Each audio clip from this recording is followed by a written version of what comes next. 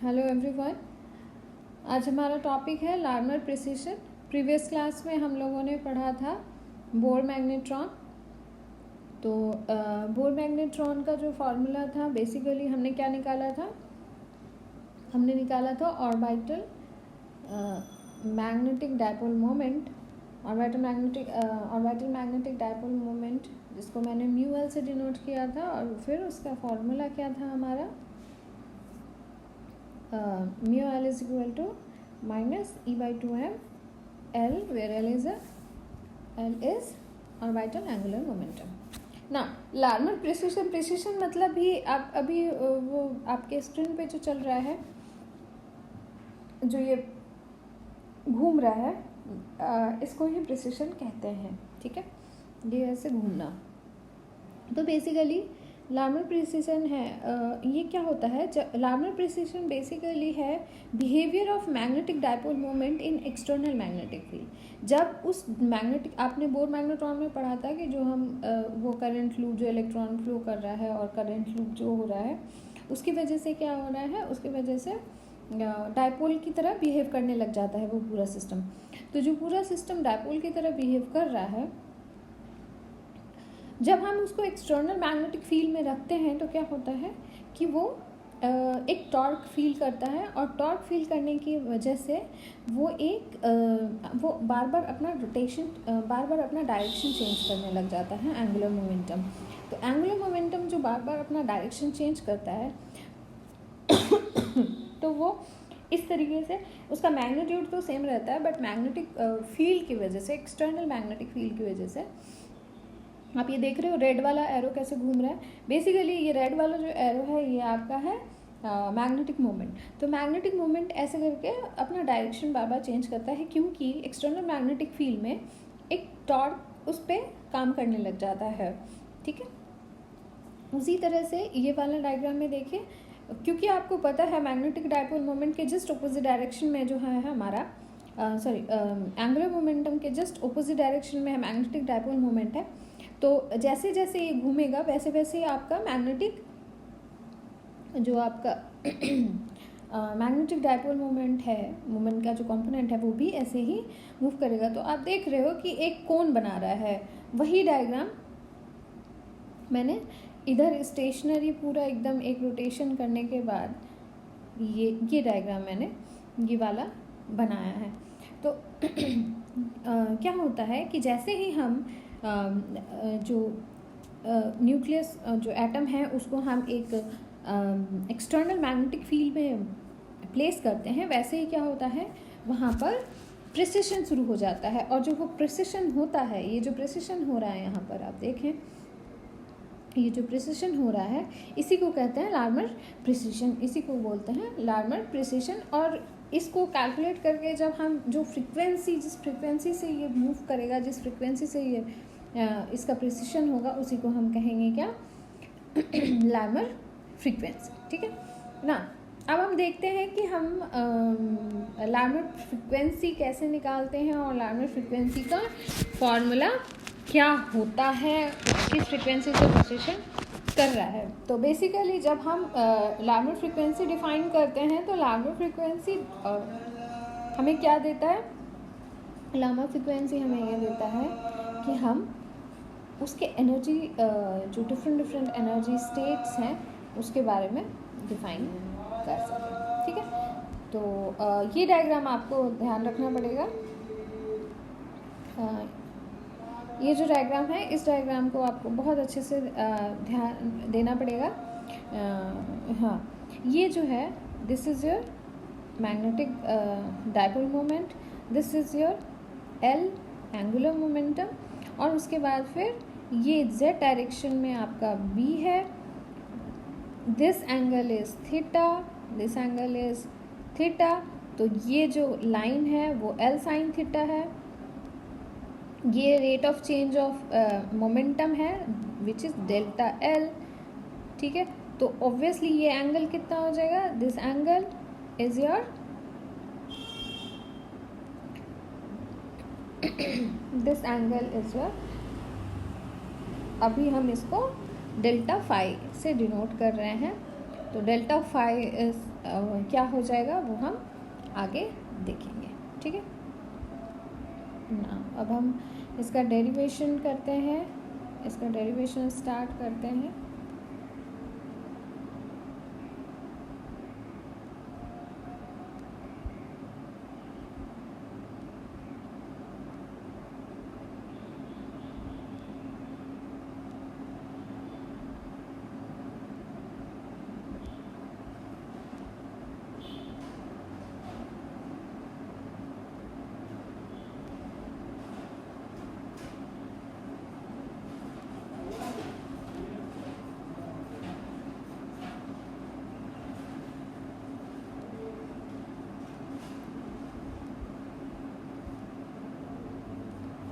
तो हमारे पास क्या है, हमारे पास मोमेंटम फार्मूला है, dipole magnetic dipole moment formula है, mu L is equal to minus e by two m L. ठीक है, mu is equal to minus e by two m L. इसको मैंने इक्वेशन नंबर 1 कंसीडर कर लिया ना। Dipole experience था, मैंने अभी बताया था, डायपोल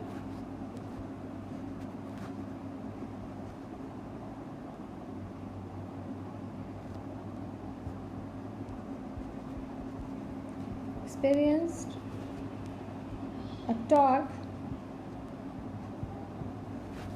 तो टॉर्क का formula tau is equal to होता है mu L cross of B.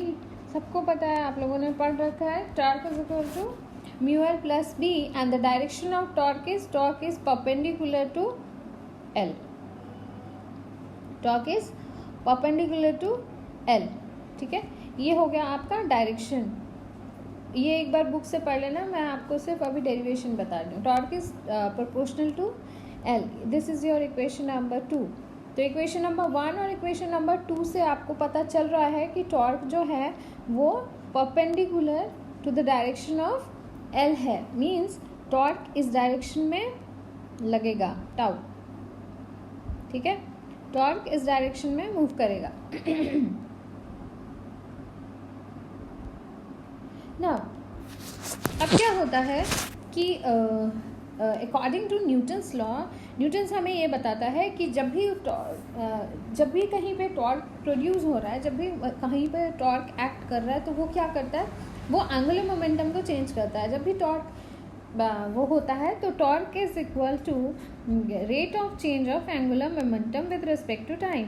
तो टॉर्क जो है वो आपका एंगुलर मोमेंटम को चेंज कर रहा है। पर यहाँ पे क्या है, आप लोगों ने प्रिसिशन वाले फिगर में देखा, मैंने आपको बताया, वहाँ क्या हो रहा है, वहाँ एम्पलीट्यूड चेंज, मतलब मैग्नीट्यूड नहीं चेंज हो रहा है, बल्कि सिर्फ डायरेक्शन चेंज हो रहा है।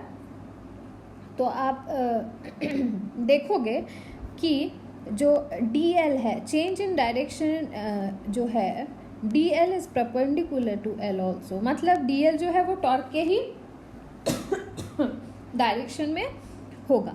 तो DL also change in angular momentum is also perpendicular to the direction of the angular momentum, because the change in the direction of the torque and the torque is perpendicular to L. ठीक है, because the change is in the direction of torque and torque is perpendicular to L. ठीक है, इस फॉर्मूले से आपको पता चल रहा है ना। तो as time goes on, the vector L traces a cone around your external magnetic field such that angle between L and B are constant. चलो फिर से देखते हैं सीधे से। यहाँ पे देखो, एंगल भी चेंज नहीं हो रहा, यहाँ पे मैग्नीट्यूड भी चेंज नहीं हो रहा, चेंज क्या हो रहा है, सिर्फ डायरेक्शन। ठीक है, एंगल चेंज नहीं हो रहा है। ये जो एंगल होगा, रेड और ब्लू वाला जो एरो है, उसके बीच का एंगल देखो आप, कभी भी चेंज नहीं हो रहा। बस क्या चेंज हो रहा है, डायरेक्शन ऑफ रेड एरो। ठीक है, डायरेक्शन ऑफ रेड एरो। तो हमेशा याद रखना कि जो एल और ये जो रेड वाला है वो एंगुलर मोमेंटम है, और जो ब्लू वाला है वो मैग्नेटिक फील्ड है। तो आप देखो एंगुलर मोमेंटम का डायरेक्शन चेंज हो रहा है, जबकि वैल्यू जो है, मैग्नीट्यूड जो है एल का वो सेम है, and the angle between the magnetic field and the angular momentum is constant. ठीक है,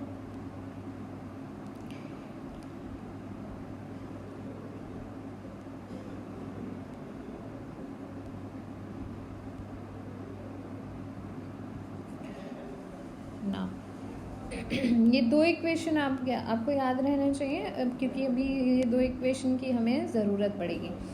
now let us consider if omega is the angular velocity, if omega is the angular velocity,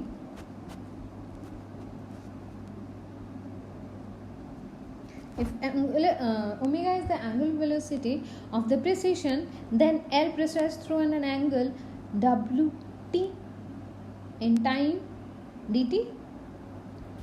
L कितना angle precision कर रहा है at कोई time dt में, omega into d t, because आपको पता है angle is equal to arc by radius. तो अब ये वाला पोर्शन देखिए, यहाँ radius is your L sine theta और arc is your delta t, और एंगल है हमारा angular velocity into d t, right. This is your angle, therefore we can write omega d t, एक सेकेंड,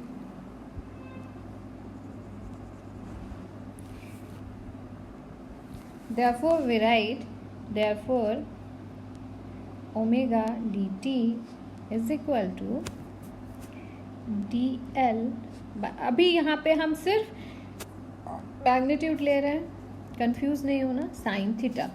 अब इसको हम सॉल्व करते हैं, और omega is equal to D L by D T 1/l sine theta, और dl by dt is your torque, L sin theta,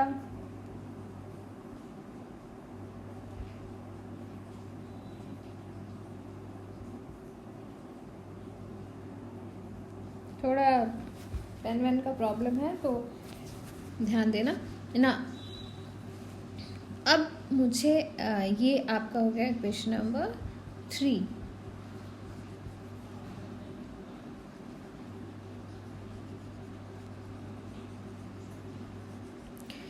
equation number 2 अगर आपको याद हो तो torque is equal to, equation number 2 में क्या है, torque is equal to mu cross of B, और मैं इसको लिख सकती हूँ mu B sine theta, mu B sine theta लिख सकते हैं, because this angle is also, if this angle is theta, this angle is also theta, if this is theta, this is also theta, और mu B आपका sine theta. ठीक है ना। तो हम पुट करेंगे, therefore W is equal to mu L लिख देते हैं, म्यू एल बाई एल, इसको भी एल कर देती हूँ, mu L by L into B. ठीक है, तो this is your angular velocity, angular velocity of Larmor precession, means angular velocity of the Larmor precession is equal to the product of the magnitude of the magnetic field. Now, product of the magnetic field and the ratio of the magnitude of the magnetic moment to the magnitude of the angular moment. ठीक है, क्या है, angular velocity is the product of magnetic field or magnitude of the magnitude of the magnetic field and the ratio of magnetic moment to the magnitude of the angular momentum. This is your angular velocity. Now again mu L by L आपके लिए क्या है? Bohr magneton में mu by L is equal to e by 2m. Mu L by L is equal to e by 2m, which is nothing but gyromagnetic ratio. आपको अगर याद हो previous class में, this quantity is known as gyromagnetic ratio. ठीक है, this is known as gyromagnetic ratio. तो फिर से हम लिखते हैं ना, therefore omega which is angular velocity is equal to E B by 2m. ये आपके काम आएगा. अभी मैं ट्यूटोरियल दूंगी तो ये न्यूमेरिकल करने के आपके काम आएगा. नाउ हमारे पास एंगुलर वेलोसिटी हो गया है तो फ्रीक्वेंसी भी निकाल सकते हैं. Therefore this is your Larmor angular velocity और angular velocity of Larmor precision.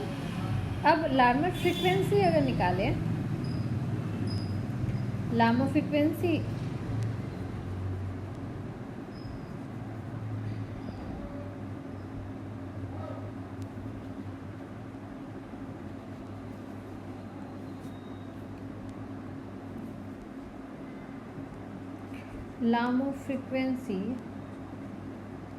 Larmor frequency क्या हो जाएगा? फॉर्मूला आपको पता होगा, ओमेगा बाई 2 पाई. तो ओमेगा की वैल्यू पुट करते हैं हम यहाँ पर.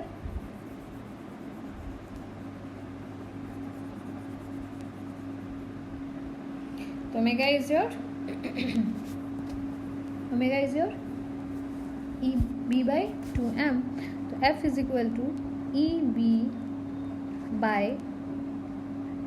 2 pi into 2m is equal to EB by 4m pi, or therefore frequency is equal to EB by 4 pi m, which is your Larmor frequency, which is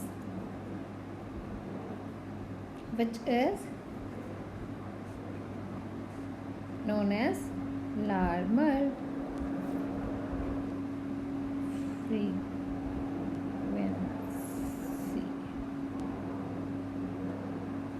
ठीक है, this is known as Larmor frequency and it is independent of the orientation angle theta between orbit normal and the field direction. ये आप देखो इस फॉर्मूले में क्या पता चल रहा है हमें कि ये थीटा पे बिल्कुल भी डिपेंडेंट नहीं है. ये थीटा पे डिपेंड नहीं कर रहा है. किस पे डिपेंड करना है? Your magnetic field and the mass. ठीक है ना, this is your Larmor frequency. Larmor frequency use कहाँ होता है? तो ये जो थ्योरम है ये इम्पॉर्टेंट एटॉमिक स्ट्रक्चर के एनर्जी लेवल के कैलकुलेशन के लिए सबसे ज़्यादा सुटेबल होता है. This theorem is important in atomic structure as it enables an easy calculation of energy level in the presence of an external magnetic field.